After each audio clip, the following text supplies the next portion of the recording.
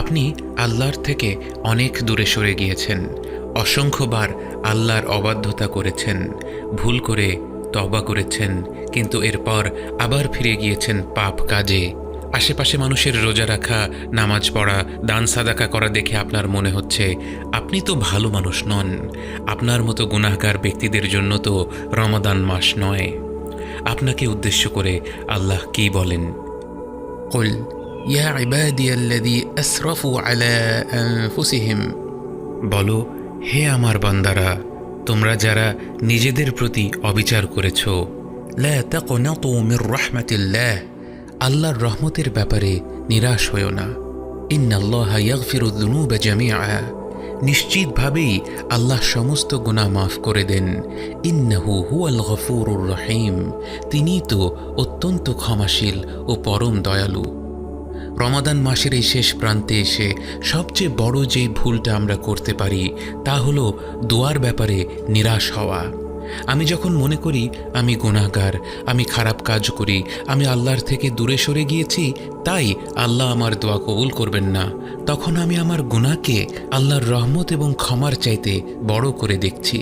বরং একজন প্রকৃত মুমিন ব্যক্তি এটা উপলব্ধি করবে যে হ্যাঁ, তার গুনাহগুলো পরিমাণে অনেক এবং অত্যন্ত গুরুতর, কিন্তু আল্লাহর রহমত এবং মাগফিরাত তার চাইতেও আরও বহু গুণে বড়।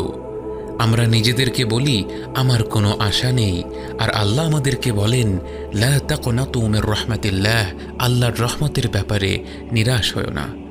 আল্লাহ রাসূল সাল্লাল্লাহু আলাইহি ওয়াসাল্লাম বলেন, মান সামা রমাদান ঈমানান ওয়া ইহতিসাবান গুফিরা লাহু মা তাকদ্দামা মিন যামবিহি, যে রমাদান মাসে ঈমান ও ইহতিসাবের সাথে রোজা রাখলো তার পূর্বের সকল গুনাহ মাফ করে দেওয়া হবে। ঈমান মানে আমরা জানি, কিন্তু ইহতিসাব মানে কি? ইহতিসাব হলো পুরস্কারের আশা করা। আপনি যখন অজু করেন, অজু করে নামাজে দাঁড়িয়ে যান, যখন সারাটা দিন না খেয়ে পার করে দেন, যখন পবিত্র কোরআনটা খুলে খানিকটা তেলাওয়াত করেন, যখন এই সময়টাতে আপনার মনের মধ্যে একটা আশা থাকে যে আল্লাহ এই কাজটিতে খুশি হচ্ছেন এবং খুশি হয়ে তিনি আপনাকে পুরস্কৃত করবেন, এই আশাটাই হলো ইহতিসাব।